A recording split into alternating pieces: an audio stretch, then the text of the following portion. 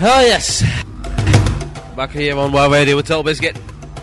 And just before I go on, I'd like to say this: if you're gonna heckle, do it properly. Because let's face it, when you've been in Shoutcast for over 6 years, you've heard everything, really everything that could be thrown at you.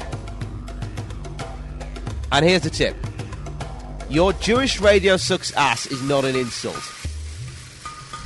I mean, that's barely even a cheap shot. As far as I'm concerned, it doesn't even register on the heckle scale. It doesn't even get a 1, not even a half. It's pathetic.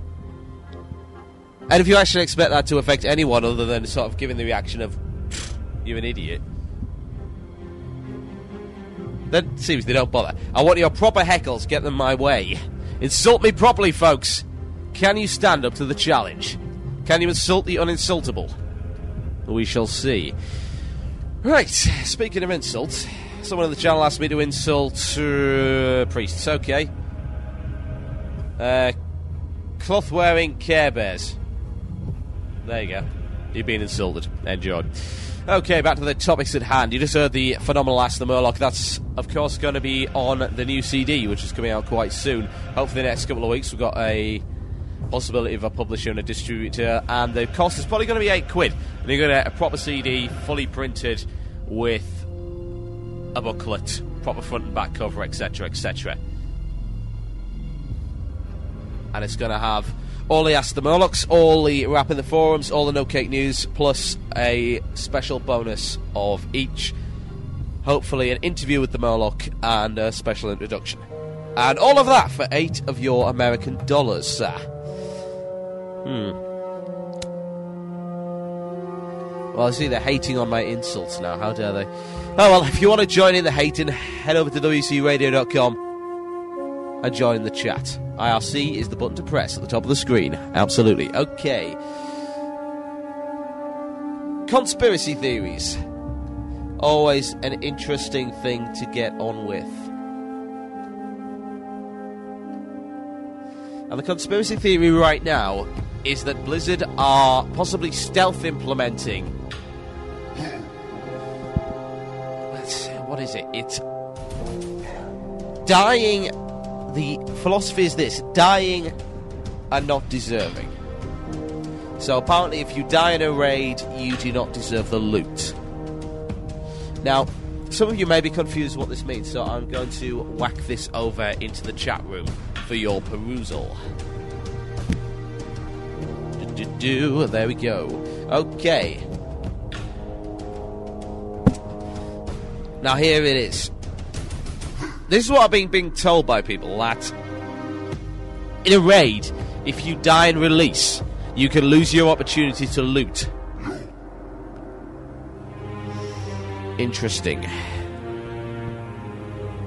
Very interesting indeed. Now, what made it more interesting was that there was a Blizzard reply to this on the first page of the thread. In fact, there was a GM confirmation. I shall read this to you. Here we go. The GM testimony. Do I have the loot? Do I have the JPEG? Let's see. There we go. Apparently, and this is according to a GM, releasing will clear loot rights, and this is by design. You need to start fighting to earn the right to loot. Okay. So that's the view. It was clarified by another GM. And they said this: if you die before the mobile boss dies and release, then you will not be able to loot. However, if you do not release, you should be able to roll on and see items, provided that you are close enough. If you feel like the functionality should be different, blah, blah, blah. Okay. Interesting. So, apparently this is not a bug, or so the GMs are claiming. However, as we know, the left hand often doesn't know what the right hand is doing, and as far as I'm aware, yes, there has been no GM response other than "we will look into it." Now, there are two conflicting viewpoints. The first conflicting viewpoint is this: if you are in a raid group, you deserve the right to loot. Doesn't matter if you got killed, possibly due to no fault of your own, or because the healer wasn't quite up to the task, etc., etc. that you deserve the loot. You deserve the opportunity to get your fat loot. The alternative view is that if you die and release, you do not deserve the right to loot until you get back into the scrap. So basically, you didn't do enough work to deserve the right, and the argument is that releasing is a cop-out and avoids the need for resurrection. Now, obviously, by design, resurrection is the way to go. That was the way it was designed. So, is it right that releasing will cancel loot rights unless you can get back into the scrap before the player dies? There are two ways of looking at it, and it's very situational. If you were to hit, and you were hitting on a mob till he was down to about 5%, the mob then aggroes and kills you. You release, you run back, the mob is dead, you cannot loot. However, you did do a lot of the work. Justifiable? Good question. Very good question.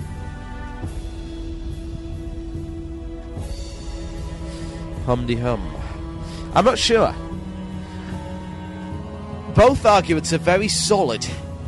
They both have very good points to make. On the one hand, if you were involved in a raid group and you did the work, perhaps you would deserve the reward. On the other hand, if you died, you effectively have failed.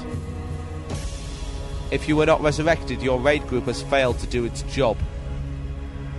And as such, you failed to get the loot.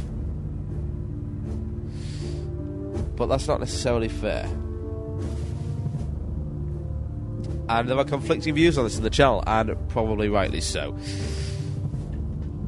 And the scary thing is, it goes a little bit deeper than that, because I was reading another thread today, and it would seem that this also happens in the battlegrounds. This is happening in the battlegrounds, especially Warsong, in that if you die, try to res, and the battleground game ends while you're doing so, you will not get your honor mark or whatever that you hand in to the guy outside to finish your quest. You will not receive your bonus. And I think that is arguably less justifiable. Bearing in mind that in a battleground people don't res, and the reason is simple. You res very fast in a battleground. There's not a lot of resing going on. You can res without penalty. So there's no particular reason to res people. I think that's the attitude that resers, priests, druids and shamans are actually having right now. And it's okay. That's fine. Because in reality, they have other things to do. And it's not as if you're being forced into a resurrection kind of situation. Now, the views in the chat channel on this are many and varied. Some people say it's unjustifiable and they should change the code. Some people say that you shouldn't be releasing anyway. You should be waiting. You should be waiting for a resurrection. And Will makes a very good point by saying this: the guilds should decide who deserved the loot, not Blizzard. Master loot. Back to that old chestnut. Yeah. Master loot. Now, why is it that they can't seem to sort Master loot out? Why is it that the guild does not choose who gets the item, rather it's a roll situation? Howdy hum. Master loot would certainly be very, very useful in a situation like that. However, can you do a BOP and a master loot when the person has released and is wandering back? Probably not. Because how's that going to work?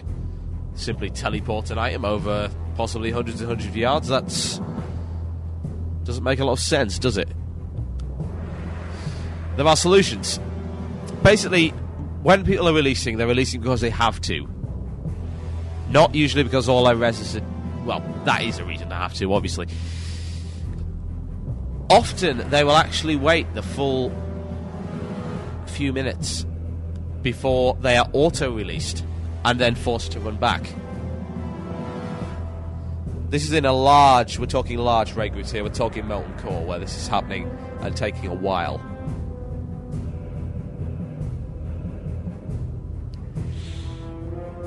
And when that happens, you miss out on the looting opportunity. Now, it makes logical sense in one way, and then doesn't really make a lot of sense in another, in the way that apparently it's unfair. And you were involved in the PvP, and that's fair enough. It's a tricky puzzle, but let me put it this way, there's been about 35 pages on the Wild Forums for this one. A very tricky issue. And the whole conspiracy theory is that Blizzard are actually implementing this whole you die, you don't deserve kind of idea.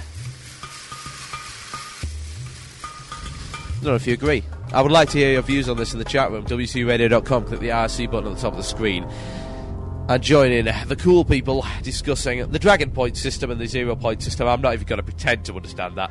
I'm not high enough to actually get involved in raids and instances where DKPs are required.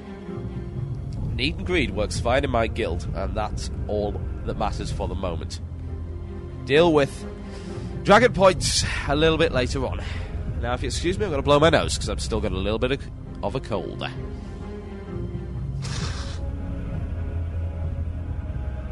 Meh. There we go. Getting a little bit tired here. I should stop whinging on. Right, okay, I've got more content to hit, so we're going to get on with it. 1 hour of the show is almost gone. Another hour of the show to go. 3 more features to come, and various other topics to deal with. So we'll get right along with it. The forums are a great place to find content. The forums really are some of the best ways of finding what the hot buttons are. Not necessarily the way of gauging. Yeah, get that right. Not necessarily the best way of gauging how the community is feeling, but it's definitely a good way of finding the hot buttons. Because people are very, very good at getting angsty on particular topics, and the best way to express your angst is to yell "blue please" in capital letters. Because, of course, that is the magical summoning spell for Cadium and all the other crazy Blizzard employees.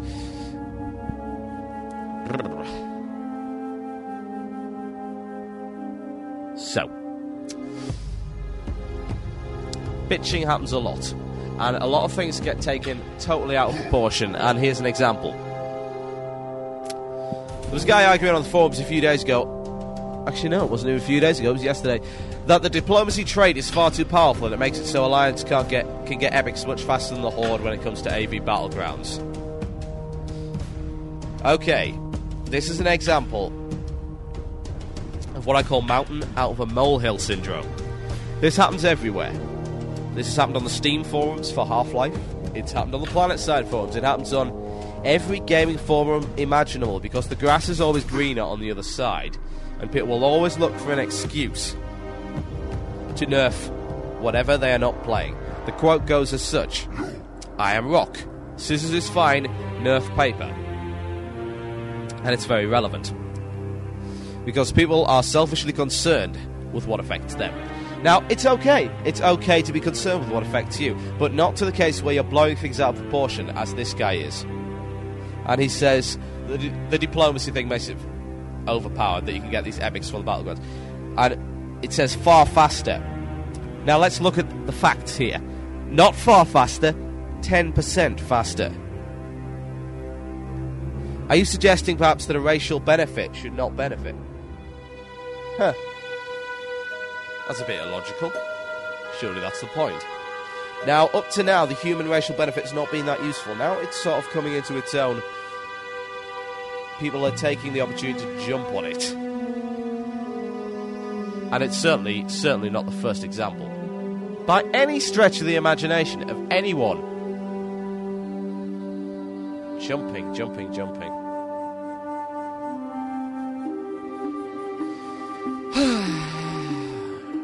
And it makes me wonder, How can people get so riled over a video game? There's two ways of looking at it, and that's angst and passion. You can be passionate about video game. You can care a heck of a lot about it. But there's a big difference between caring a lot about the video game and caring only about your own selfish means. It may have actually been 5% on the human diplomacy. I honestly can't remember. I do not play Alliance. But anyway, 5 to 10% does not justify this whole far faster comment. Or, it's an overpowered, the devs hate Horde, etc. There's a lot of these attitudes going around that the devs hate a particular class, a particular race, a particular faction. You'd be wrong on all counts. Can't be. That's totally illogical. Because you see, the devs are grown up, whereas a lot of these people are not. The devs are adults, and the devs are concerned with building a video game. They're not concerned with nerfing classes that get in their way. Now, that would be utterly, totally absurd, and I think you would have to be delusional to the point of total insanity to believe this.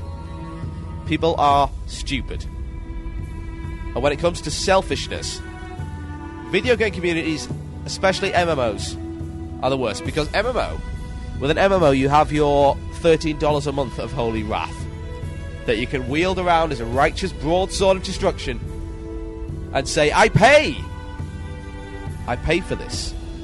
And if I pay for this, you will do what I say. And they would be wrong. Because everyone else pays for it too. The fact that you are paying is simply because the servers must be maintained. They cost. The development must be maintained. They also cost.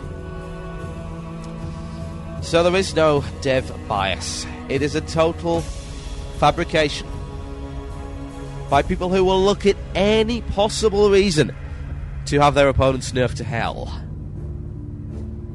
And it isn't good. It's not a good attitude to have. And to be honest, I would say no. Never. Let's not do it. Let's rise up against this stupidity and stamp it down with great vengeance and furious anger. Okay. Quite enough ranting for the moment. Let's get on with the music before the next feature, which may be an Upcake News, it may be the Rap of the Forums, it may be Imbecile of the Week. You just don't know. It's a mystery, folks. This is WoW Radio with Blue, please. And let's not talk about hero classes again, because people have mentioned it. Let's talk about hero classes. Let's not. We've speculated quite long enough. So here's something a little bit appropriate. This is WoW Radio. This is Blue, please. Total Biscuit here with Ed Guy, and we do not need a hero.